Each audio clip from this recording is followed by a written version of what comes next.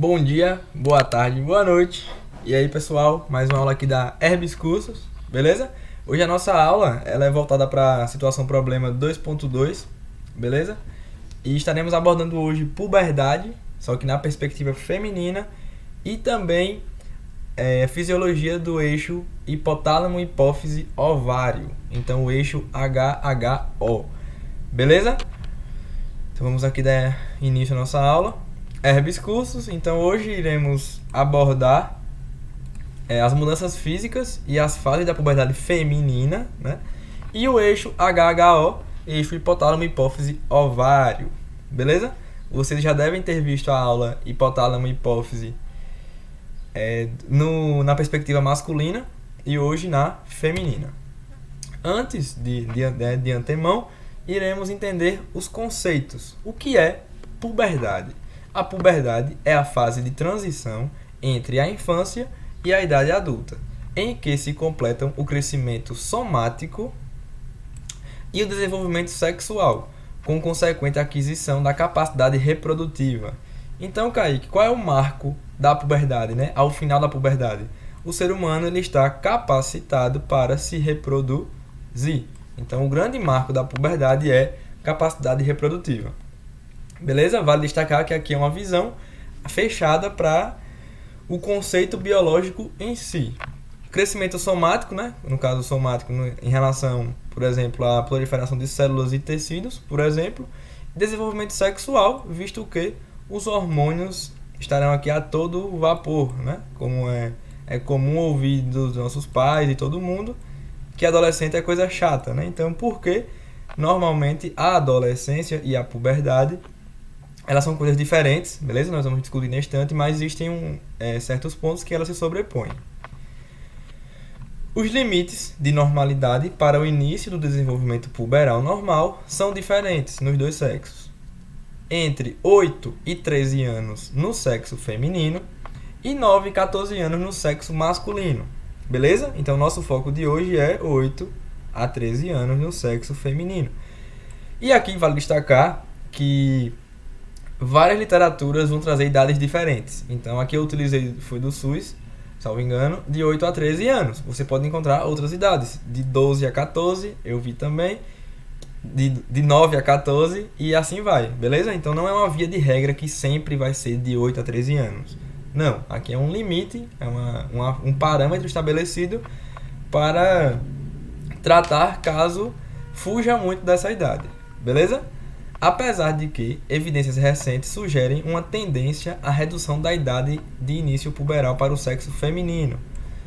E mesmo assim, mesmo que tenha essa tendência, manteve-se de 8 a 13 anos. Então percebam, no mundo em que estamos vivendo, né, na atualidade, os indivíduos do sexo feminino eles estão atingindo a puberdade mais cedo, aqui antes dos 8, 9 anos, por exemplo.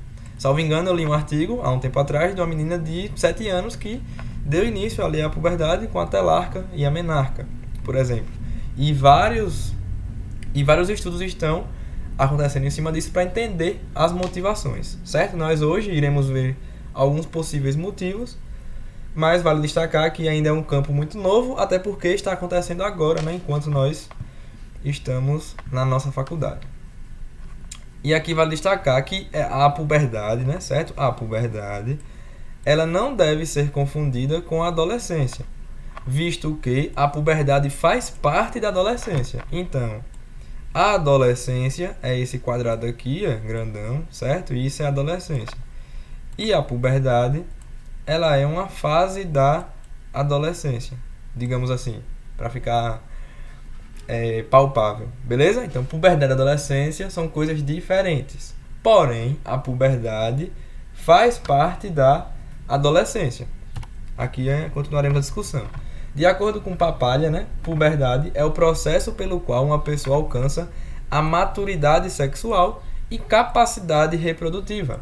São aspectos orgânicos, fenômenos do corpo. Então percebam que a puberdade ela está mais voltada para a questão biológica, certo? Voltada mais para como o corpo muda, as manipulações que acontecem na fisiologia corporal.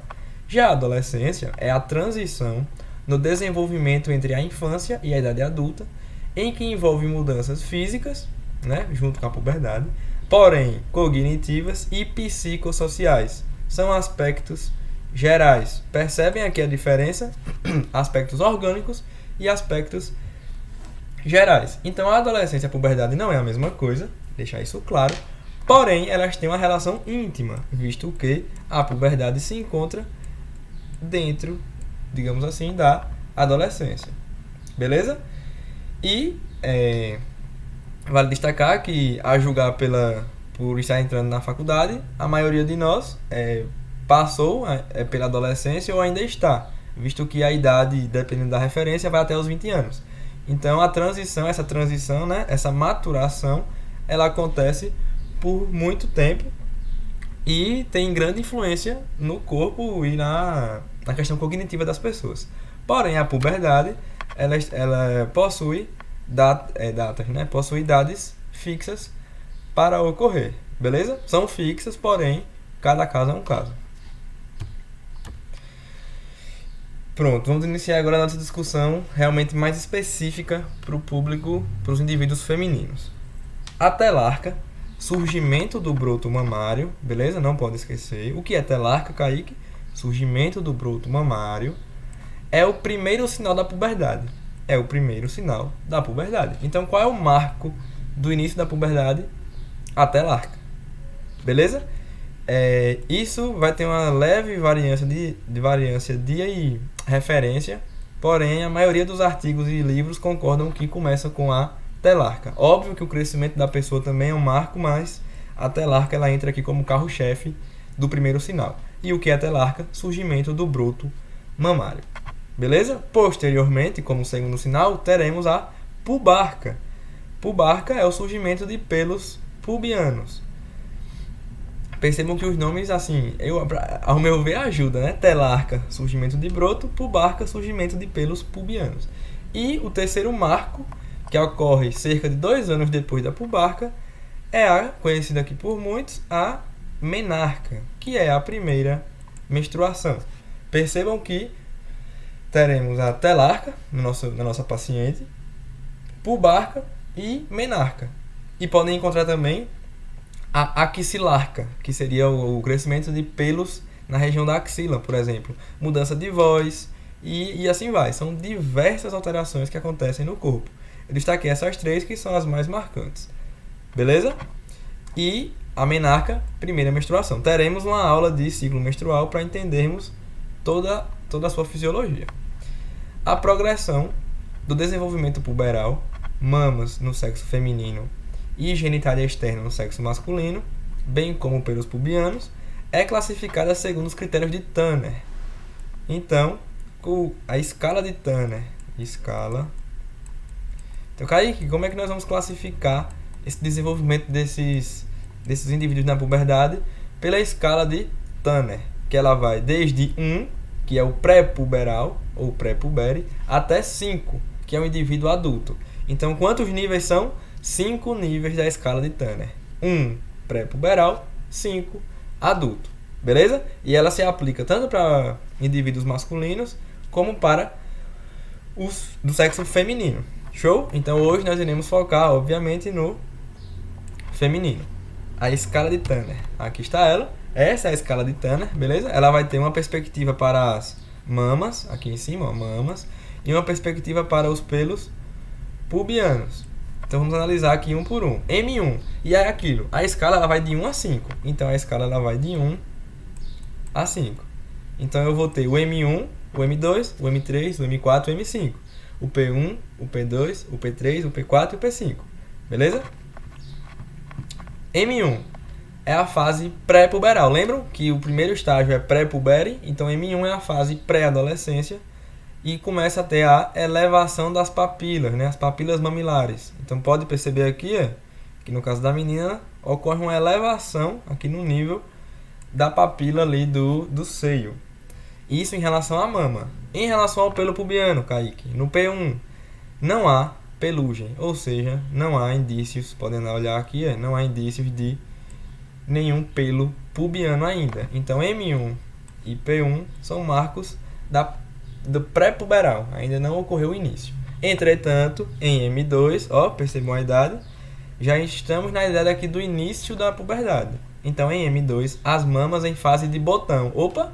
Kaique falou que botão mamário é telarca. Isso, elevação da mama e areola como um pequeno montículo. Então, aqui nós já temos o surgimento do nosso broto mamário, que nós comentamos anteriormente, que era a telarca. Beleza? Então, a telarca ela é um marco do início da puberdade. E ela ocorre quando, Kaique? Normalmente entre 8 e 13 anos. Enquanto isso acontece, em relação aos pelos pubianos, nós temos a presença de pelos longos, macios, ligeiramente pigmentados ao longo dos grandes lábios. Então percebam que iniciou agora o surgimento da pelagem e eles são... as características dos pelos são destacadas. Eles são longos, macios e pigmentados, né? Podem ter algumas cores. E qual é a idade? De 9 a 14 anos. Então, normalmente, primeiro vai ter a telarca e, posteriormente, a pubarca. Lembram que nós comentamos? Telarca, pubarca, menarca. É justamente uma ordem. M3. Maior aumento da mama sem separação dos contornos. Então, a mama ela continua crescendo, porém sem separação dos contornos. E esse marco é dos 10 aos 14 anos. Em P3, nós teremos pelos mais escuros, ásperos e sobre o pubis, né? Você vê que aqui era em volta principalmente dos grandes lábios, né? Na anatomia da vagina. E aqui já é sobre o pubis, que é essa região mais superior.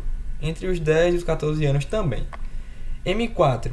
Projeção da areola. Percebam que houve uma mudança, né, anatômica aqui, porque agora temos a projeção da areola e das papilas para formar montículo secundário por cima da mama, que é justamente esse destaque aqui que foi dado à mama. Isso ocorre dos 11 aos 15 anos. Em relação aos pelos, P4. Pelugem do tipo adulto, ou seja, os pelos aqui nesse momento já é do tipo adulto, mas a área coberta ela ainda é um pouco menor. Então, né, a menina ali, a adolescente dos 11 aos 15 anos, ela possui a pelagem de adulto, porém na região ainda a área coberta menor do que o adulto necessariamente. M5, fase adulta, aqui embaixo, fase adulta com saliência somente das papilas. Então aqui acabou a maturação do seio com a saliência da papila, né, a papila ali areolar, e digamos que chegou ao fim do desenvolvimento puberal, quando dos 13 aos 18 anos, então o marco aqui é os 18 anos. Em relação à pelagem, Kaique, pelugem tipo adulto, cobrindo toda a pubis e virilha. Então agora você vê que a diferença desses dois aqui é justamente a região recoberta. Então essa é a escala de Tanner para mulheres, beleza? Percebam que começa com elevação das papilas e não ter pelugem. Isso ainda é P1 e M1. Não iniciou ainda a puberdade. Quando chega em M2, temos surgimento do broto mamário e P2 a pubarca. Então iniciou-se a partir daquele momento a puberdade. Beleza? E aí depois tem o crescimento do seio e mudança do montículo secundário da mama, que é justamente a região areolar, e a pelugem, ela vai mudando tanto a espessura dos fios como a área que ele recobre. Beleza? Então, ó, agora vamos destacar outro conceito. O estirão do crescimento, todo mundo já ouviu falar alguma vez na vida, é o pico máximo de velocidade de crescimento. Então você pode encontrar em alguns artigos assim, pico máximo de velocidade de crescimento. PVC. Pico de velocidade de crescimento. É justamente o estirão de crescimento. Ocorre entre os estágios 2 e 3 de Tanner no sexo feminino. Então, entre o estágio 2 e 3, Kaique, esses dois, né? Nós vamos ter o que aqui? O estirão do crescimento. A menina ela vai crescer em média, salvo engano, por ano. Vai crescer em média, em determinado tempo, 8,3 centímetros. Antes, a média que eles fazem é que antes de chegar nessa fase de M2, ela cresce 4 a 5 centímetros. Depois que chega, ela cresce de 9 a 10.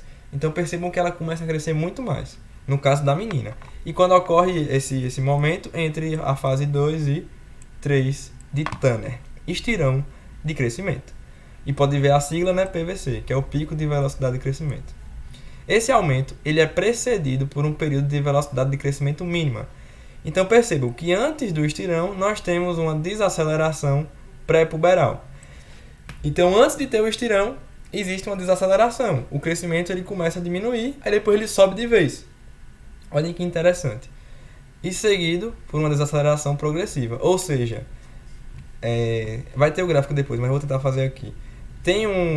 Nós temos aqui o crescimento, aí ele vai ter uma desaceleração pré-puberal mínima. Depois vai ter o estirão do crescimento e depois uma desaceleração progressiva. Então ela diminui rapidamente ali o crescimento pré-puberal, tem o estirão do crescimento, sobe e depois desacelera progressivamente. Porque atingiu o pico, né? Aqui, ó, até o fechamento completo das epífises. Aí você fala, Kaique, o que é isso?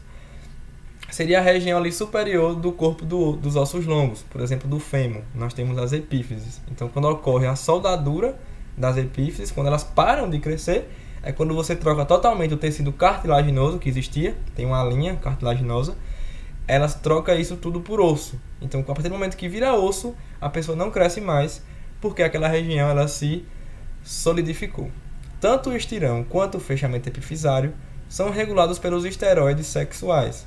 Então percebam que a partir do momento que a menina entra na menarca e os hormônios começam a mudar a sua quantidade e quais são, vai ter uma reverberação aqui sobre o seu estirão do crescimento. O ganho mais acentuado de peso no sexo feminino ocorre após a menarca e é caracterizado por aumento de massa gorda. Então percebam que na menina, quando chega ao final da puberdade, existem artigos que trazem que ela vai ter o dobro de tecido adiposo em relação ao menino, de gordura. Ela vai ter 2 vezes mais no seu corpo, por exemplo, enquanto o menino vai ter massa magra. Então, ao final da puberdade, a menina, sim, ela vai ter uma quantidade maior de tecido adiposo, visto que, se formos levar em conta o processo evolutivo e a biologia, o corpo é como se ele entendesse que o corpo está pronto para reproduzir, a capacidade reprodutiva. E o tecido adiposo ele é essencial, visto que ele é uma reserva energética, por exemplo, e proteção. Então a mulher estaria adaptada assim, nesse momento, para ter uma cria, por exemplo. Entenderam a dinâmica?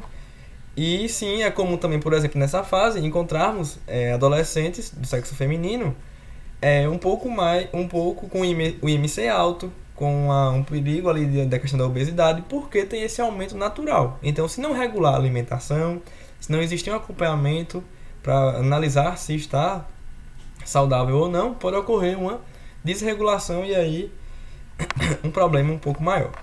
Beleza? Mas o nosso foco aqui era entender a escala de Tanner.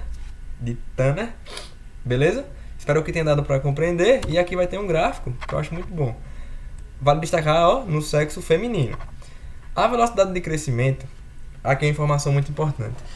O pico de crescimento feminino, ele acontece de forma precoce, ou seja, ele acontece antes da menarca. Percebam aqui embaixo. Idade de início. Nós vamos ter o pico de crescimento aqui mais ou menos nos 12 anos. Kaique, não ficou reto. Mas é mais ou menos nos 12 anos o pico de crescimento, o nosso PVC. Percebe? Enquanto a menarca acontece aqui por volta dos 13 anos. Então, olhem que interessante. A menina tem o estirão de crescimento antes de menstruar. Ou seja, ele é um evento precoce. E isso influencia justamente, é um dos fatores das mulheres serem um pouco mais baixas do que os homens. Porque os hormônios que vão surgir aqui, surgir não, né? Mas que vão mudar a quantidade, vão ter uma reverberação lá nas epífises. Perceberam como quase tudo tem uma explicação? Então essa diferença cronológica é um dos motivos das mulheres crescerem menos. Óbvio que tem a ver com genética também. Beleza? Mas aí, voltando aqui, nós temos o PVC aqui, né? Então a menina aqui ela vai ter o pico do estirão de crescimento e depois vai ter a desaceleração progressiva, lembram? Até estabilizar ali com 18 anos e estar no seu tamanho normal. Ao longo da puberdade e ao próximo do final, estima-se que o adolescente ele atingiu 50% da sua estatura final e 20% do seu peso. Então, quando acaba a puberdade, você já está com 50% da sua estatura e 20% do seu peso. Dependendo do artigo que você lê, esses valores mudam. Mas é apenas uma informação para uma curiosidade. Então aqui nós teremos a menarca, né, aos 13 anos. Esse pico aqui ocorreu aos 12 anos. E a menarca ocorre depois, percebem? Então a menarca, na escala de Tanner, ela ocorre aos 13 anos. Então muito provavelmente, dependendo de onde vocês olharem, ela vai acontecer aqui em M3, por exemplo. Já aqui, o estímulo do crescimento acontece antes. Se o estímulo do crescimento acontecer em M3, a menarca acontece em M4. É sempre um depois do outro.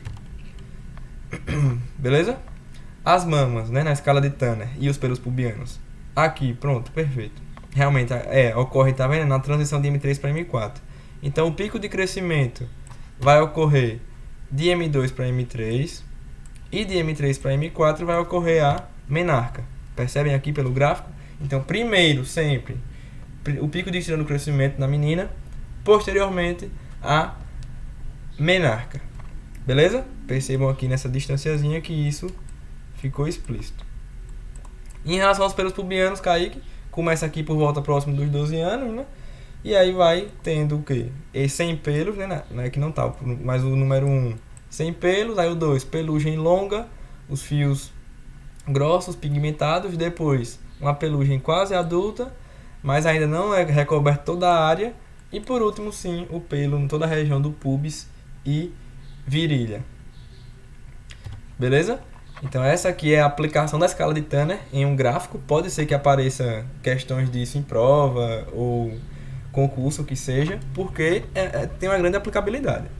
Beleza? E o grande foco, o que mais me chama a atenção e que eu julgo como importante é fazer essa relação aqui da menarca com o crescimento e a escala de Tanner. A puberdade termina e com ela o crescimento físico e o amadurecimento gonadal também terminam em torno dos 18 anos, coincidindo com a soldadura das cartilagens de conjugação da epífise dos ossos longos, o que determina o fim do crescimento esquelético. O que a gente havia comentado, por exemplo, isso aqui é o fêmur, certo, galera? Não ficou muito perfeito, mas a ideia é essa. Existe uma linha, né? Uma linha, eu havia comentado, de cartilagem. À medida que ocorre o estrão do crescimento e a pessoa vai amadurecendo, essa cartilagem é substituída por osso. Então essa parte vira osso. Inclusive, se pegar o fêmur, né, a peça do osso, conseguimos identificar onde essa linha ficava. E aqui nesse momento nós temos a conjugação da epífise e a pessoa não cresce mais, porque os ossos longos, né, como o fêmur, eles já atingiram o seu tamanho adulto, digamos assim. Beleza? E vale lembrar que existe uma relação com os hormônios, com os esteroides sexuais. E na nossa aula presencial, nós iremos, por exemplo, fazer essa análise juntos. Eu trouxe essa imagem de um dos PDFs do SUS, porque eu vi, caiu numa prova de um concurso de médico de uma policlínica lá de São Paulo, que abordava justamente isso. Quais são as mudanças da puberdade que ocorrem? Nós vamos ter um crescimento rápido e aceleração e desaceleração do crescimento. Como assim? É o que nós vimos. Nós vamos ter uma desaceleração pré-puberal, depois um pico de crescimento e depois uma desaceleração progressiva. Justamente, são momentos em que isso vai ocorrendo para maturar todo o sistema da pessoa gonadal. As alterações na quantidade e na distribuição de gordura do corpo. Perfeito. Lembram que eu comentei que as mulheres vão ganhar mais gordura, mais densidade adiposo? Então, ao final da puberdade, elas vão ter 2 vezes mais gordura do que os homens. E além disso, mudanças no quadril, por exemplo. O quadril ele tende a enlarguecer. O ângulo entre os ossos da mulher ele é maior, justamente por uma questão anatômica e por uma questão de estar capacitada para a reprodução, por exemplo. Então, se aparecer em questões ou um questionamento em relação aos quadris, sim, é uma mudança que ocorre também. Os ombros também possuem uma diferença de homem para mulher, né? A envergadura do homem e da mulher, que são repercussões da puberdade. O desenvolvimento do sistema respiratório, circulatório e das gônadas. Percebam que diversos sistemas são afetados, porque a pessoa está chegando na fase adulta. Então, seu sistema respiratório tem que estar desenvolvido. Não que ele não esteja, mas por completo. Circulatório e, principalmente aqui, no foco, as gônadas. Surgimento dos caracteres sexuais secundários. Então, Kaique, qual é o marco da puberdade? Surgimento dos caracteres sexuais secundários, que é mudança de voz, é a aparição de pelos pubianos, axilares, no caso do homem na face, e no caso da mulher é o tamanho dos seios e etc. Beleza? Essas são as mudanças secundárias que são o marco da puberdade. Agora vamos adentrar na fisiologia da puberdade. Vamos entender por que determinadas coisas acontecem, determinados eventos. Beleza? A puberdade ela é constituída por dois processos fisiológicos distintos e independentes. Ó, eles são diferentes, eles também não dependem um do outro. A adrenarca, os nomes são bem diferentes. A adrenarca e a gonadarca. Esses são os dois eventos que ocorrem. Apesar de que a adrenarca precede a gonadarca. Então, primeiro eu vou ter a adrenarca e depois eu vou ter a gonadarca. As manifestações clínicas da adrenarca geralmente ocorrem após a gonadarca. Aí você fala, Kaique, que confuso. Realmente. Primeiro vai acontecer a adrenarca e depois a gonadarca.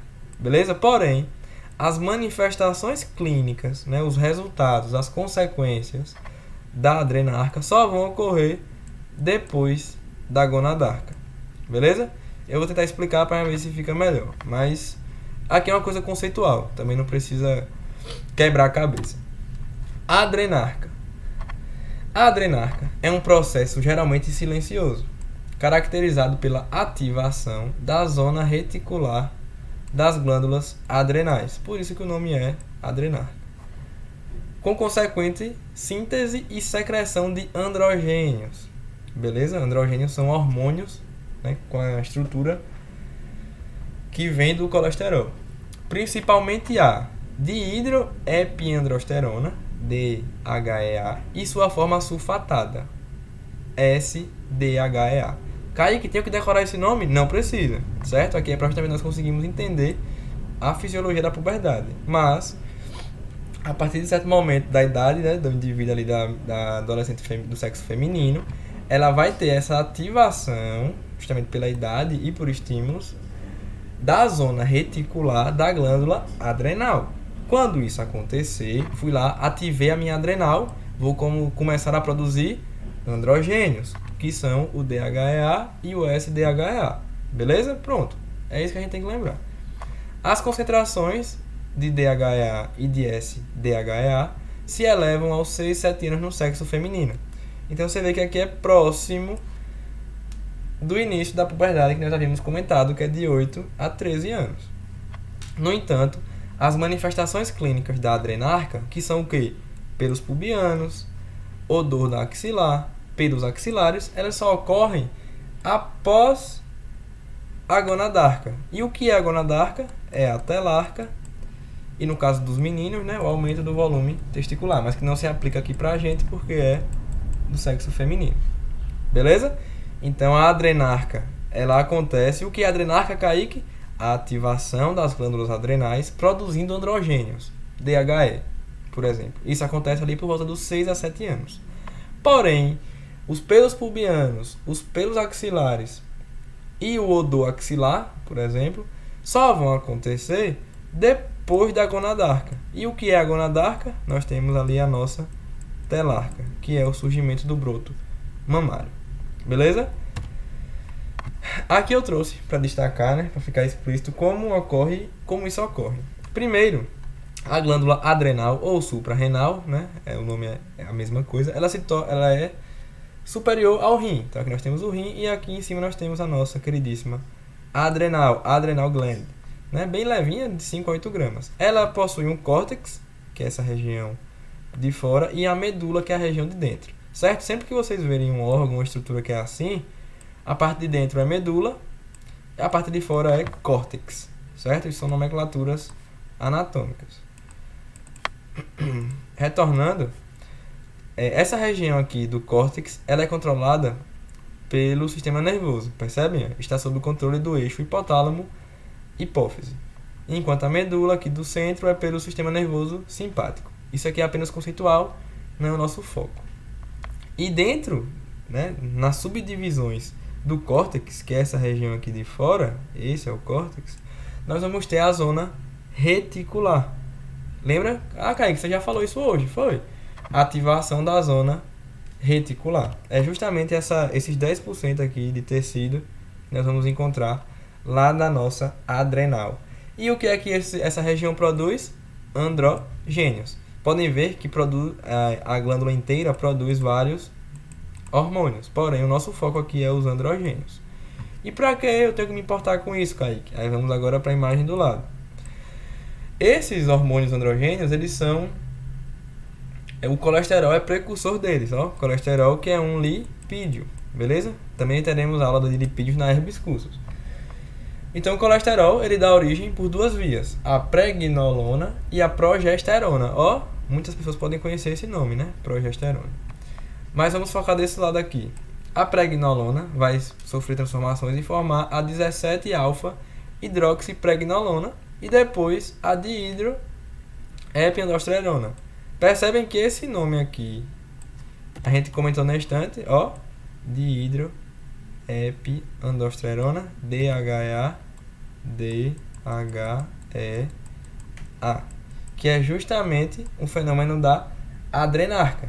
E por que isso é importante, Kaique? Porque eu tenho que ter esse hormônio, né, digamos assim. Ele vai passar por transformações, passar a ser testosterona. E depois da testosterona, que é um hormônio masculino principalmente, ele vai se tornar o estradiol. E o estradiol, ele é um tipo de estrogênio. Beleza? Estrogênio é uma classe de hormônios e o estradiol é um deles. E por que isso é importante? Porque o estrogênio, ele é responsável por características secundárias na menina. Então percebam como tudo se encaixa perfeitamente. Eu vou ter a produção de androgênios, como esse que nós comentamos, né? Esse daqui. E androgênios são hormônios masculinos, né? Então eles sofrem uma transformação para hormônio feminino por uma enzima aí que será comentada nas próximas aulas. Então, com a produção do DHEA, que é esse nome grandão, que eu não preciso decorar, eu vou conseguir formar estradiol lá na frente. O estradiol, por sua vez, é responsável pelas características secundárias, como nós havíamos comentado aqui. Os pelos pubianos vão aparecer, os pelos axilares, e assim vai. Então percebam que esses androgênios são importantes. Porém, isso aqui vai acontecer depois da gonadarca. Beleza? Espero que tenha ficado claro. Aqui não é para se assustar com essas informações, é apenas para explicar como ocorre. E tudo isso veio do colesterol. Chegamos agora na gonadarca. O início da puberdade é determinado pelo aumento em amplitude e frequência da secreção pulsátil do hormônio hipotalâmico liberador de gonadotrofinas, GnRH, após o período de quiescência da infância. Então agora muita atenção para esse trecho aqui, muita atenção, porque aqui está um conceito muito importante que eu imagino que devemos lembrar para sempre. O início da puberdade. Por que a puberdade começa? Né? Uma pergunta muito boa. Por que isso? Por que começa? Nós vamos ter um hormônio chamado GnRH. O nome dele é hormônio hipotalâmico liberador de gonadotrofinas. Para a gente não ficar falando esse nome grande, a gente fala GnRH. Então vai chegar o marco da idade, né, de 8 a 13 anos na menina, e o corpo vai começar a produzir de forma pulsátil, secreção pulsátil, de GnRH. E aí, quando isso acontece, nós saímos do período de quiescência da infância. Como assim, Kaique? Não entendi. Percebam, na infância, vou colocar aqui na infância, nós temos o GnRH, temos. Só que ele é produzido assim, de forma contínua. Quando a menina chega na idade do 8 aos 13 anos, que não é mais o período de quiescência, vai ocorrer a secreção pulsátil. Então ele era assim e ele começa a secretar em pulsos. Quando eu secreto esse hormônio em impulsos, lá no meu hipotálamo, tá vendo? Um hormônio hipotalâmico. Eu vou promover a liberação de gonadotrofinas. Aí você fala, cara, o que é gonadotrofinas? São os hormônios produzidos pelas gônadas. Então, se eu tenho uma gônada como o ovário, no caso da mulher, o ovário produz hormônios. São as gonadotrofinas. Beleza? E também pode ter a ver com o LH e o FSH. Que aqui, gonadotrofinas na verdade são os que são o LH e o FSH, e os hormônios do ovário são a função gonadal. Isso. Beleza? Então, eu vou ter o GNRH, que é o hormônio hipotalâmico. Ele faz o quê? Ele permite a liberação de gonadotrofinas. Quem são as gonadotrofinas? O hormônio luteinizante e o hormônio folículo estimulante, que é produzido pela nossa hipófise, certo? Eu falei ovário, mas não, é pela hipófise, beleza? Então eu tenho o GNRH, que é o cara aqui, ele é o cara, tem que lembrar, ele vai começar a ser secretado em pulsos. Pulsos, pulsos, pulsos. Com isso, ele vai permitir a liberação de gonadotrofinas, que é justamente quem? Kaique, LH, hormônio luteinizante, e FSH, hormônio folículo estimulante, que vão agir sobre quem? Sobre a gônada. Por exemplo, os ovários. E eles vão produzir quem? Estradiol. Esse fenômeno ocorre geralmente dos 8 aos 13 anos. Percebem que tudo se encaixa? Eu vou voltar ao slide. Olha o estradiol aqui. Quando é que ele ocorre? Aos 8 aos 13 anos. E por que isso aqui aconteceu, né? Toda essa escala? Porque o GNRH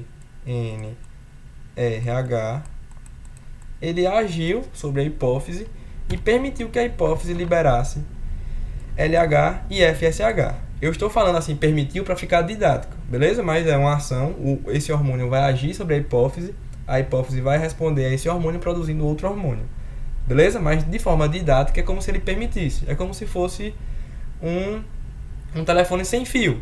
O GNRH chega, o hipotálamo produz GNRH.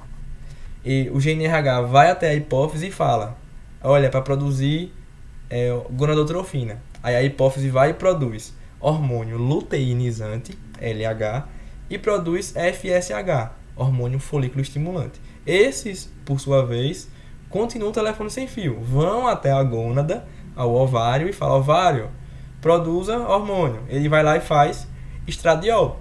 O estradiol faz o que, Kaique? É um estrogênio, vai e dá origem às características secundárias, sexuais secundárias.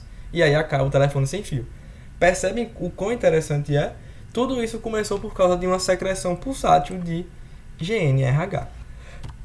Aqui nós temos a imagem para facilitar o nosso entendimento de como ocorre, certo? Aqui nós temos a região do hipotálamo e aqui a hipófise, certo? Ela era conhecida por pituitária, hipófise.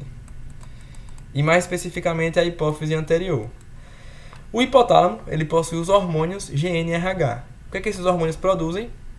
O GNRH, que é o hormônio hipotalâmico liberador de gonadotrofinas. Ele vai agir sobre a hipófise, que por sua vez vai produzir LH e FSH, que por sua vez vão agir sobre o ovário para que ele produza os esteroides, que no caso são os estrogênios, certo? Porque esse nome, Kaique, porque são hormônios de origem lipídica, do colesterol, certo? E aí com esse ciclo aqui, né, do hipotálamo, hipófise, ovário, nós temos o nosso eixo, que eu comentei lá no primeiro slide, o eixo hipotálamo, hipófise, gônada, que no caso é o ovário, né? Então HHG ou HHO.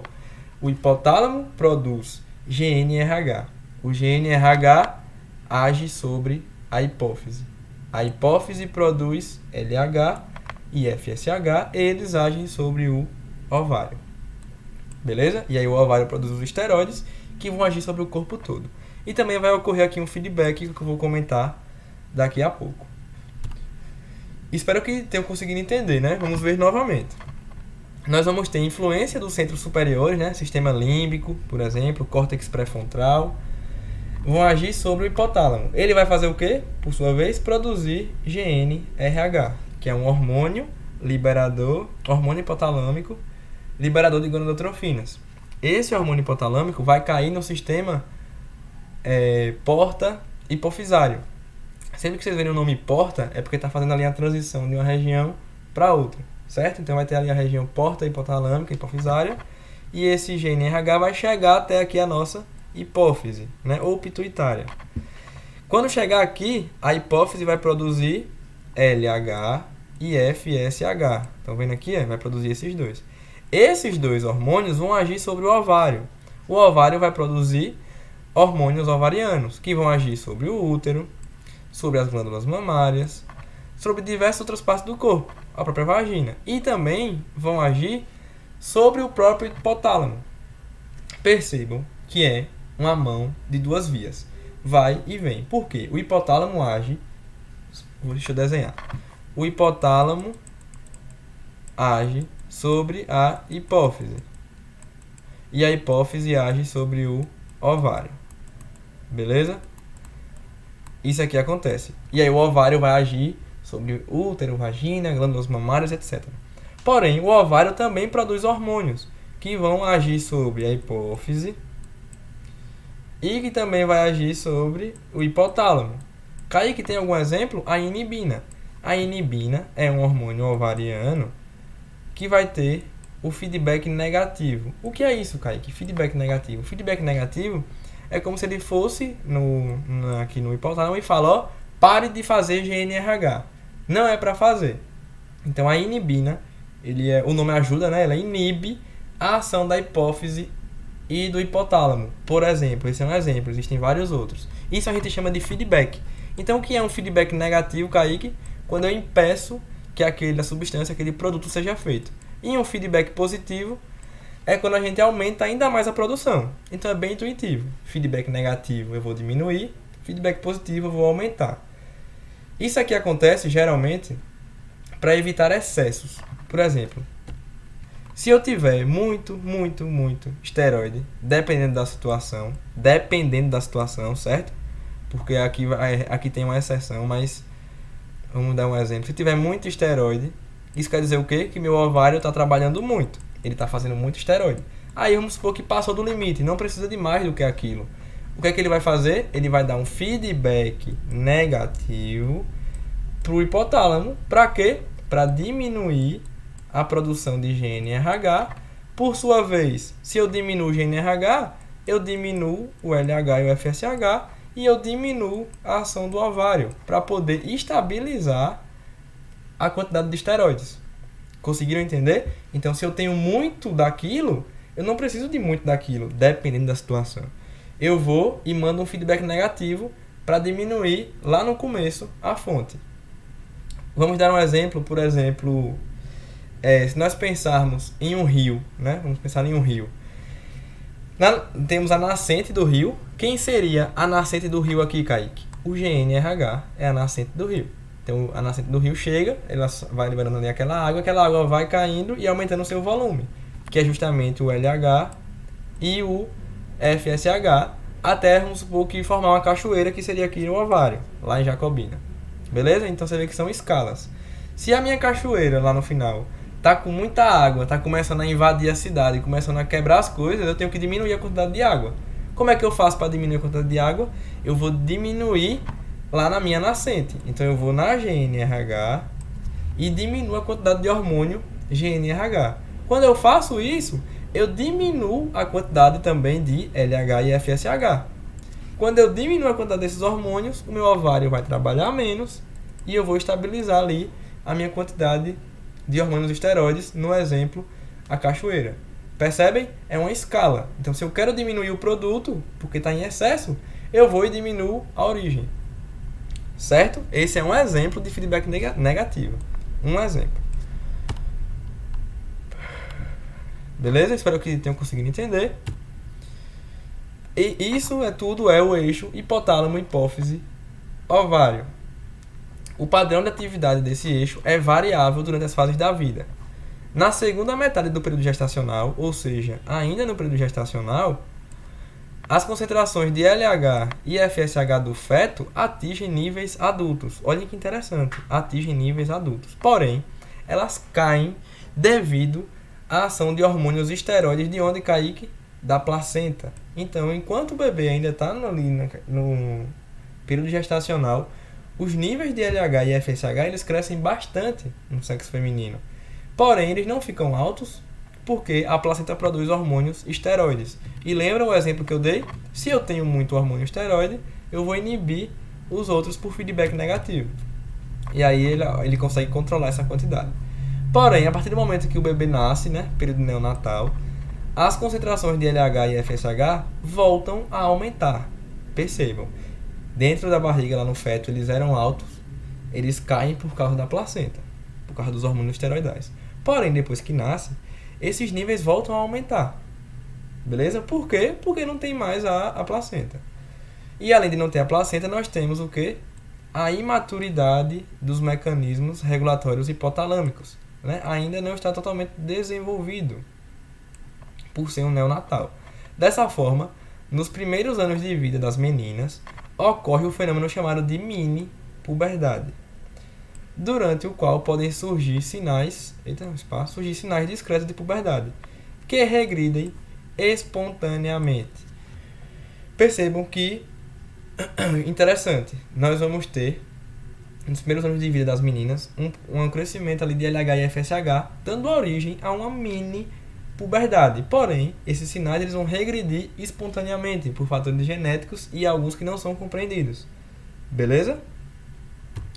Porém, né, o período subsequente, depois que passamos dessa fase pré-puberal, de quiescência é como se estivesse dormindo, como se esse desenvolvimento estivesse descansando. É determinado não somente pela retroalimentação negativa, que nós comentamos, né, em relação aos esteroides sobre as gonadotrofinas, mas também por outros fatores menos conhecidos. Então, percebam, no período pré-puberal, que é esse período depois dessa quiescência, nós vamos ter uma desregulação do equilíbrio. Não só pelo feedback, mas também por fatores que não conhecemos. Então é uma coisa ainda nova. Então como acontece? Aqui é período pré-puberal, ou seja, antes da puberdade. O hipotálamo produz, você vê que o tamanho aqui está dizendo, produz pouco GNRH em relação à quantidade e produz de maneira contínua. Estão vendo aqui embaixo? Produz de maneira contínua, não há impulsos. E o LH também, ele produz aqui na quantidade de maneira contínua. Isso pré-puberal. E o esteroide tem o quê? Um feedback com o hipotálamo.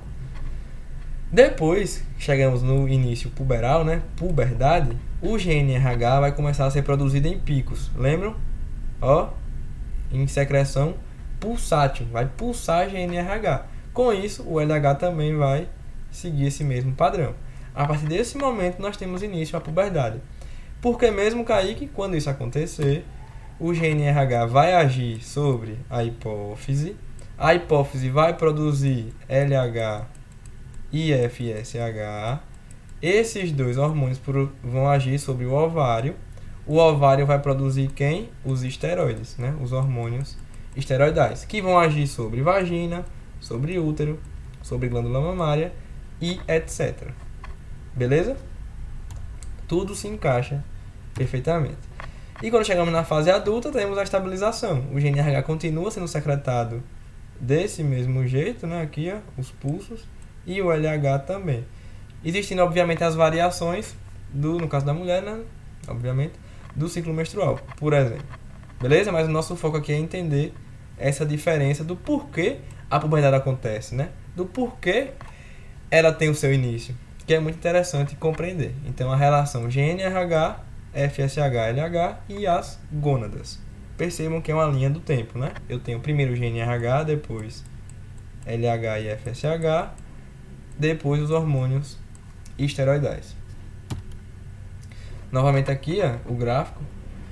Na infância, o GNRH ele é todo desregulado, né? O FSH não tem, o LH não tem. Aí na pré-puberdade, nós vamos ter... Ele ainda não está ocorrendo de forma pulsátil. Você vê que tem aqui, ó, momentos contínuos. Então ainda não é. O mesmo se aplica para os outros, ó. Percebam que é como se fosse uma indecisão, né? Não sabe se é para ter hormônio, se não é. E depois na forma pulsátil, né? Percebam que os três aqui estão na forma de pulsos. Então o GNRH impulsos estimula a hipófise a produzir FSH e LH.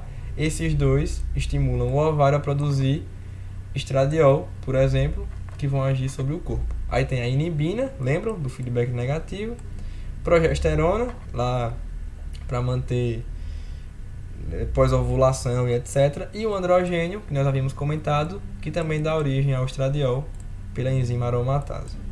Beleza? Isso é o eixo hipotálamo, hipófise, ovário. Aqui nós temos o eixo. Beleza? Depois a gente vai ter o que? Regulação. Aqui nós temos o eixo novamente. Repetir mesmo, não é para ser chato, é porque nós temos que entender como acontece. Nós vamos ter os estímulos internos ou ambientais, que está no próximo slide, que dará essa origem. Ou seja, o estímulo para produzir GNRH vem do sistema nervoso central, beleza? Vem das vias superiores. Vai chegar no meu hipotálamo e vai fazer o quê? Estimular a produção de forma pulsátil, né? O primeiro evento aqui, né? Ou o segundo, porque o primeiro é o de cima, mas tudo bem. É a secreção pulsátil de GNRH. Quando esse GNRH começar a ser produzido de maneira pulsátil, ele vai estimular na hipófise, né, na hipófise anterior, que é essa daqui, a produção de LH e de FSH. Então percebam, GNRH de forma pulsátil vai agir sobre a hipófise e a hipófise, por sua vez, vai liberar os hormônios luteinizante e folículo estimulante. Esses dois hormônios vão chegar até a gônada, né? Ó, gônadas. No nosso caso aqui em específico, os ovários. E vão fazer com que ocorra a produção de gametas, né? Que vai ser outra aula, a gametogênese, e a formação de hormônios esteroides e peptídicos. Então percebam, GNRH começou a ser produzido em pulsos por causa de estímulos internos ou ambientais. Posteriormente, a hipófise, que está aqui embaixo do hipotálamo, né, começou a liberar hormônio luteinizante e folículo estimulante. Esses dois agem sobre o ovário, que é a nossa gônada. A gônada vai produzir hormônios esteroidais, como por exemplo os estrogênios ou a progesterona, beleza? E aí nós encerramos o nosso ciclo. Porém, lembra que eu comentei que existe o feedback. E o que é o feedback? É quando o corpo tenta regular e manter a homeostasia. Percebam aqui essa seta pontilhada, né? Nós vamos ter esse feedback aqui. Ou seja, se eu tiver, novamente o mesmo exemplo, muito hormônio aqui sendo produzido na gônada, muito, está em excesso, ultrapassou o limite que era necessário. Vai existir um feedback negativo lá para o hipotálamo, ó, um feedback negativo, para ele fazer o que, Kaique? Diminuir a produção de GNRH. Eu tenho muito hormônio aqui embaixo sendo produzido. Eu tenho que diminuir, porque tá, vamos supor que não é o que eu quero agora. O GNRH vai e cai a sua quantidade. Isso acontece o inverso também. Ah, Kaique, tem pouco hormônio aqui embaixo. Se tem pouco hormônio aqui embaixo, eu preciso produzir mais, por exemplo. Eu poderia dar um estímulo para ele produzir mais. Seria também um feedback negativo. Que é a ideia de você... O feedback negativo é sempre o inverso. Se um está maior, o outro fica menos. Um feedback positivo é os dois crescendo junto. Beleza? E vai ter uma especificação do feedback de alça longa e curta, que eu vou comentar no próximo slide, porque esse aqui essa referência não usa essa classificação. Beleza? Aqui tem um fato muito importante que não é muito comentado, que é a regulação da puberdade. O que seria isso? Seria justamente esses estímulos internos ou ambientais. A secreção de GNRH, né, de forma pulsátil, para dar início à puberdade, ela é coordenada por uma rede neural sensível a múltiplos fatores estimulatórios e também inibitórios. Kaique, quem é que estimula? A quispetina, que é um peptídeo, a neuroquinina B, o glutamato, a glicina, a norepinefrina, a dopamina, a serotonina, fatores de crescimento gliais, de células da glia, e a leptina. Então percebam o tanto de produto, de substâncias que influenciam no início da puberdade. Quispetina, neuroquinina B, glutamato, glicina, norepinefrina, dopamina, serotonina, células da glia e leptina. Todos esses são os fatores aqui que dão esse estímulo para iniciar, beleza? Mas também temos os estímulos que são o quê? Inibitórios. Os estímulos inibitórios, nós vamos ter os opioides endógenos, como a dinorfina A, o GABA, né? Ácido gama-aminobutírico, neuropeptídeo Y, peptídeo intestinal vasoativo, hormônio corticotrófico e a melatonina. Então existem estímulos para ter o início, né, para coordenar, e estímulos inibitórios, quando você tem a desregulação, dá início à puberdade. Nesse contexto, a reativação do eixo hipotálamo-hipófise gonadal, responsável pelo início da puberdade, é influenciada por uma interação complexa entre fatores genéticos, nutricionais, ambientais e até socioeconômicos. Então, o que influencia? Fatores genéticos, nutricionais, ambientais e até socioeconômicos, que reduzem o tônus inibitório e aumentam o tônus estimulatório sobre a secreção pulsátil de GNRH. Percebam que é como se fosse uma balança, certo? Vou colocar aqui uma balança, uma gangorra, quer dizer. E aí aqui está os estimulatórios e aqui está os inibitórios. Quando o tônus estimulatório vence, ele desce aqui, a parte que estimula é maior. Se estimula, vai dar início à puberdade. E quem estimula? Quispetina, neuroquinina, glicina, leptina, etc. Beleza? Porém, se o inibitório vencer, com o GABA, peptídeo vasoativo, etc., não vai dar início. Show? Essa é a ideia, é sempre uma competição. No entanto, apesar dos avanços nas pesquisas, o conhecimento sobre esses fatores ele ainda é um pouco limitado, certo?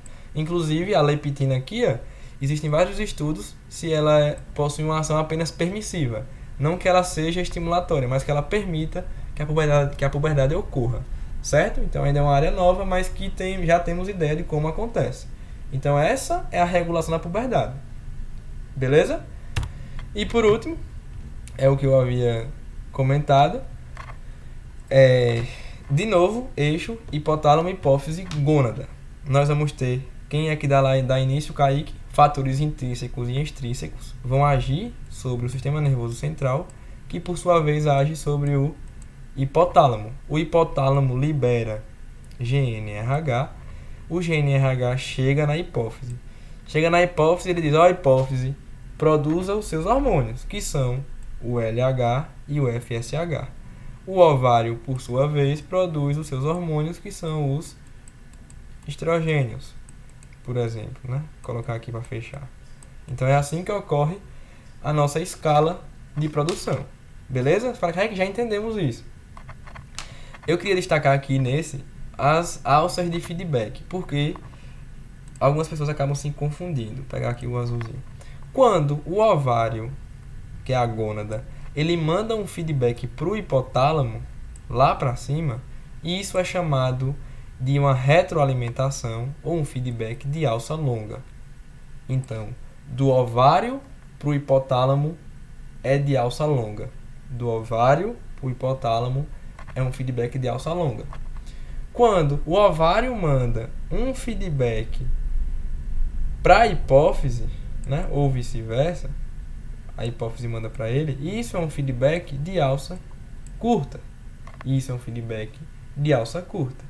E quando a hipófise manda um feedback para o hipotálamo, isso também é um feedback de alça curta. Percebem pela imagem? Então, o feedback de alça longa é da gônada, lá do ovário, para o hipotálamo. Quando é entre o hipotálamo e a hipófise, é de alça curta. E quando é entre a hipófise e o ovário, também é de alça curta. Certo? E isso existe variação de literatura, porém eu trouxe porque é interessante que tenhamos pelo menos uma noção. E existe também a retroalimentação de alça ultra curta, que é aqui de fatores extrínsecos para o hipotálamo, por exemplo. Beleza? Mas a ideia por trás é essa. Então, esse quadro aqui em branco é de propósito, né? O eixo hipotálamo, hipófise, ovário funciona desse jeito. Nós vamos ter, né, os fatores que estimulam e os fatores que inibem o início da puberdade, né, que é o nosso foco por trás de tudo. Quando os fatores estimulatórios eles vencem essa batalha, eles vão agir sobre o hipotálamo.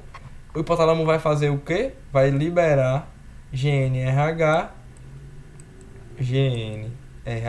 de forma pulsátil, uma secreção pulsátil, né? Lembrem de tudo aquilo que nós comentamos, que dentro do feto tem o crescimento dos hormônios gonadotrofinas que caem por causa da placenta. Depois que o bebê nasce, tem um período ali que tem uma mini puberdade, mas que é reverberado sozinho. Depois tem o período pré-puberal, para depois ter o período puberal. Nós já comentamos isso. Beleza? Então o GNRH vai ser produzido aqui em pulsos. Estão vendo aqui, ó, pulsos. Esses pulsos, por sua vez, vão agir sobre a hipófise. A hipófise vai e libera o LH e o FSH, hormônio luteinizante e folículo estimulante, que vão agir na produção de gametas, que nós teremos na próxima aula, gametogênese, e na produção de hormônios esteroidais e peptídicos, como o estrogênio. E por que o estrogênio é importante, Kaique? Eu vou deixar essa pergunta porque já eu respondo, né? Aí o LH e o FSH vão agir sobre o ovário, que por sua vez produz os hormônios estrogênio, né? O estradiol, por exemplo, que são responsáveis pelas características secundárias da puberdade. E aqui nós chegamos, né, justamente no nosso intuito, que era a puberdade. Então todo o eixo ele vai se casando para dar origem às alterações da puberdade. Lembram da adrenarca, que vão surgir depois da gonadarca. Então primeiro precisa acontecer a gonadarca, que é essa maturação aqui junto ao ovário, para depois dar origem àqueles pelos pubianos, os pelos axilares, porque isso precisa dos estrogênios que surgiram a partir desse momento. E aqui a gente fecha a puberdade. Aqui são todas as referências que eu utilizei, beleza? São vários artigos, então uma coisa bem completa. Espero que tenham conseguido entender esse eixo, certo? Ele existe o eixo hipotálamo-hipófise gônada para o sexo masculino. Esse aqui foi para o sexo feminino, beleza? E todas essas interações dão origem às transformações da puberdade, que era justamente o nosso foco de hoje. E, se vocês pararem para pensar, tudo que nós vimos explicam as alterações na escala de Tanner. Porque surgiu o pelo, quando surgiu, após a gonadarca, as manifestações clínicas da adrenarca. Então, tudo se encaixa perfeitamente, beleza? Então, obrigado pela atenção. Essa foi mais uma aula da Herbs Cursos e até a próxima.